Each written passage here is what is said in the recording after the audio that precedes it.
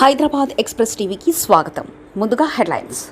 Gujarat role మోడల్లోని భారత్ను అభివృద్ధి చేయగలరనే ఉద్దేశంతో బీజేపీ అధిష్టానం అప్పటి గుజరాత్ ముఖ్యమంత్రిగా ఉన్న నరేంద్ర మోదీని ప్రధాని అభ్యర్థిగా ప్రకటించింది. ఆ నమ్మకాన్ని నిలబెడుతూ వరుసగా 2 సార్లు బీజేపీని అధికారంలోకి తెచ్చారు నరేంద్ర మోడీ. గత బీఆర్ఎస్ ప్రభుత్వం కేంద్ర పథకాలను కూడా తమ పథకాలుగా ప్రకటించుకుంటూ ప్రజలను మభ్యపెట్టడం వల్ల మోదీ తెలంగాణకు ఏం చేశారో తెలియకుండా పోయింది. పేదలకు సొంతింటి కల నెరవేర్చాలని 4 కోట్ల ఇళ్లను కట్టించారు. పల్లెటూర్లలో మహిళలకు టాయిలెట్లు లేకపోతే స్వచ్ఛ భారత్ పథకం కింద 12 కోట్ల ఇళ్లలో టాయిలెట్లు కట్టించారు.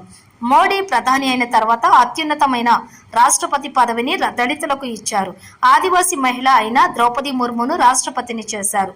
కరోనా సమయంలో కేంద్ర ప్రభుత్వం పేదలకు ఉచితంగా ప్రతి ఒక్కరికి 5 కిలోల చొప్పున పంపిణీ చేస్తూ ఉన్నారు.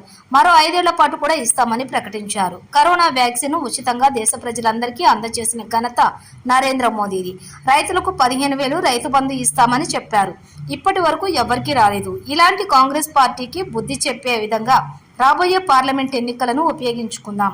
మల్కాజ్గిరిలో ఉన్న ప్రధానిగా మోదీని కమలం పువ్వు గుర్తుపై ఓటు వేసి గెలిపించాలని ప్రార్థిస్తున్నాను.